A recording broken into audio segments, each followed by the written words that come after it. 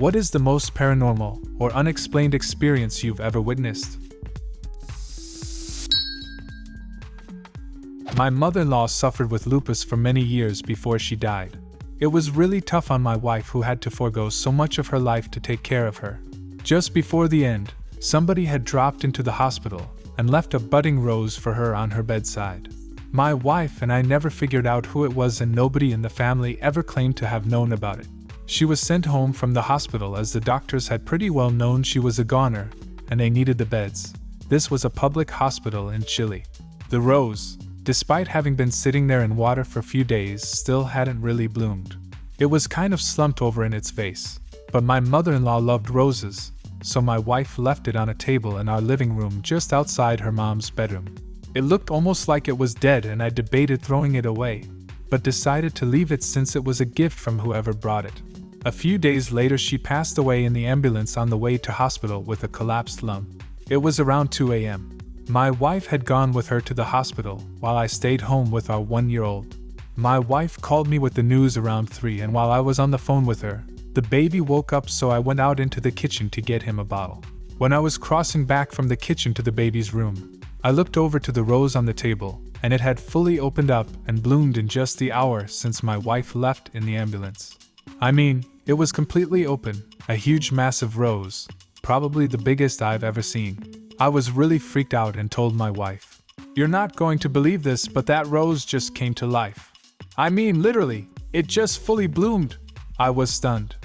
My wife started crying even harder than the little sobs of grief she'd been speaking through and said, "Are you serious? I literally just prayed God. I understand that it was her time, and I thank you for allowing me to have such a wonderful mom. But please, just let me have some tiny sign, anything to let me know she's alright." And that would have been just a minute or two before she called me, right when the flower opened up. To this day, I haven't really had any type of paranormal or otherworldly experiences like that. But I'm so glad for my wife that she got this little miracle when she needed it most. We still have that rose. It lived for a very long time before it started to wilt, at which point my wife put it in her mom's Bible right atop the print of her favorite verse, where its petals have stayed to this day. My family was living in a house built before 1865 in western Massachusetts. My bedroom had a door that led into another sibling's room. One night when I woke up to go to the bathroom, when I sat up, I saw a figure standing at the end of my sister's bed. My first thought was I was seeing things, maybe some crap in my eyes, or it was all in my head. I calmly closed my eyes and rubbed them and said to myself, I'll open my eyes and look up, whatever I thought I saw will be gone. So I finished rubbing my eyes and there it was. I stood up saying, "Hey." Whatever was there turned around, and I swear its expression was surprise. It moved out of view towards what would be the upstairs hallway. I went into my sister's room and it was gone. So I went out to the hallway and there was the family dog. It was looking down the hallway, tilting its head the way confused dogs do. Never saw that again. I was in the hospital when I bumped into my grandma in the elevator. I asked her why she was there alone and where she was going, but she just smiled. We walked to her room together. When I opened the door, I saw my parents crying. My grandma had already passed away. At that moment, I didn't know how to feel. It was a mix of sadness and fear. That's not scary, that's pretty neat actually. Yes, I'm glad it happened because it was my last chance to see my grandma. I was completely shocked in that moment and didn't know how I should feel. I have a couple surrounding my grandfather. He was a good man, worked hard, loved his family, had a gentle and warm soul. Physically, I look a lot like him, and our birthdays were only a couple days apart. We shared a love of chocolate cake, and every year when I was a kid, my family would pile into the station wagon and drive upstate with a cake to celebrate our joint birthdays. He would greet us at the door, kiss my mom on the cheek, take the cake off her hands, and then disappear into the kitchen to sneak a taste. He really loved that cake. He also smoked a pipe and had a very particular, warm, tobacco smell about him. It wasn't unpleasant, as far as tobacco smells go. Well, he unfortunately passed when I was a teenager. My grandmother fell, and being the dutiful husband that he was, he attempted to pick her up despite his age. He unfortunately fell too and broke his hip. His body couldn't handle the trauma, and he unfortunately passed away not long after. It's been over 20 years and I still miss him dearly.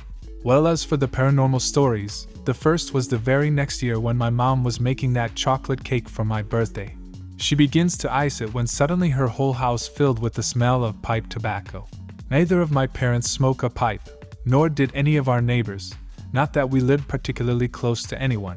She quickly realized it was her dad looking for a piece of cake and laughed, then said out loud, "Don't worry, Dad will set a piece aside for you," and the smell faded away.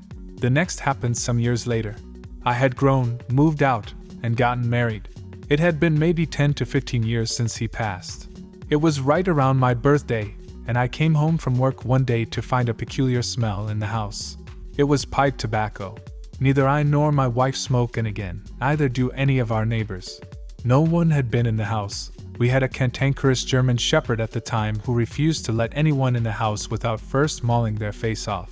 I was really confused before I realized what day it was. It was my grandfather's birthday. I called my mom to tell her what had happened, and she told me he would have turned 100 that day. I sadly haven't had any more encounters since, but I like to think my grandfather came to visit me on his 100th birthday. If heaven is real, I hope he's up there eating some cake. This actually happened a few weeks ago. My wife was out of town for work, and I was in bed. Around 1 a.m. my son came down in bed. I barely woke up. Then later on in the night I heard the bedroom door open and close. I woke up and saw a young girl wearing a red sweater and shoulder-length brown hair walk across the end of my bed. I specifically remember seeing her reflection in the mirror. I thought it was my daughter also coming down to get in our bed. She sometimes sleepwalks too. I looked at the clock and it was about 3 a.m. I watched the girl walk across the end of my bed and start to walking to our bathroom. She then stood in the doorway. So I called out my daughter's name to no response. The girl then started to slowly lift her arms up from her side until they were sticking straight out to the sides. I said my daughter's name again. At this point I figured she was sleepwalking. But the girl just stood there with her arms out to her sides, motionless. So I yelled my daughter's name again, loud enough that my son woke up. He jumped up and saw the girl as well. I got up, flicked on the light, and there was nothing there. Walked upstairs and saw my daughter was still in her bed. Came back downstairs looking around, and I was standing where this girl was standing, and the floor was warm. Like really noticeably warm on the tile. Got back in bed and laid there for a good 45 minutes before I fell back asleep. The next morning I asked my son about what happened last night to see if he remembered or if it was all a dream. He said he remembered waking up and seeing his sister standing in the doorway wearing a red sweater. Super weird, freaked me out, and have goosebumps just thinking about it again. My ex worked as a scarer at a haunted house, and we went to drop off supplies to the owner one day. The owners wanted to give me a tour, and although I was uncomfortable, I said yes. We were in the living room, and I looked in the mirror and saw an old man in old-timey clothes with a handpipe sitting on the red chair behind me. He looked like he was in a trance state. The owner saw me stare at the mirror and excitedly said, "Did you see something?" I said no. Well, yes, but it could just be my mind playing tricks. I described the man and she said, "Wait right here. Don't move." She then showed me a small picture of the man that was on the mantel in the other room. She told me the chair was his favorite chair and he died of a heart attack in it. I'm used to paranormal stuff happening, but I am not used to it being backed up with historical evidence like that. Needless to say, I was thoroughly freaked out that it wasn't just a hallucination. I'm not someone who has ever believed in the paranormal, so this is a really weird one for me. Where I grew up is sort of famous for being a prison island. There is a particular historical site that is a massive tourist attraction, and when I was in the 4th grade I went there for school camp. The place is known for being haunted, and they make a lot of money off ghost tours and the like. Even back then I didn't believe in any of that stuff. We were on a historical tour of the prison. The cells are intact, some are open to walk in and others locked behind iron gates. Wandering along looking, I suddenly saw something in one of the cells that was locked. It was a completely black silhouette of a man wearing a top hat with an orange light glowing from his mouth, as if he was smoking a cigar. Writing that out, it seems like such a child's interpretation of an old-timey ghost. Besides, what would a guy in a top hat smoking a cigar be doing in a prison cell meant for destitute convicts? No idea.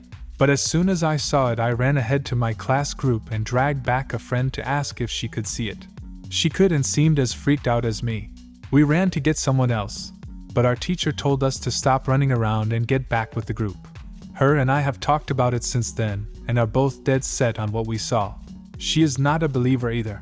My best guess would have to be that I was hallucinating and my friend just pretending to go along with it. But that doesn't feel right either. For one thing, nothing like that has happened to me before or since. As for my classmate, every few years I bump into this woman, and we always bring this up. She seems as sure about it as me and is completely normal suburban nurse who doesn't know me very well and has no reason to keep up the ruse. Anyway, I think that mystery will continue to haunt me, as it were. I was working at a radio station and was standing with a coworker in the recording booth, a room the size of a big closet. The room had foam soundproofing all over the walls and ceiling. I was talking to the coworker when something fell from the ceiling, hit me right on the top of my head, and then bounced off and fell to the floor. Confused, we looked around and found it, a diamond ring. I climbed on a chair and looked at the solid sheet of foam covering the ceiling, thinking the ring had been wedged in there, or something. Nope. No seams or holes or indentations. Just a solid, unbroken sheet of foam, from which a diamond ring fell on my head. Do you have a similar story? Leave a comment, and subscribe to the channel if you want to see more videos like this one.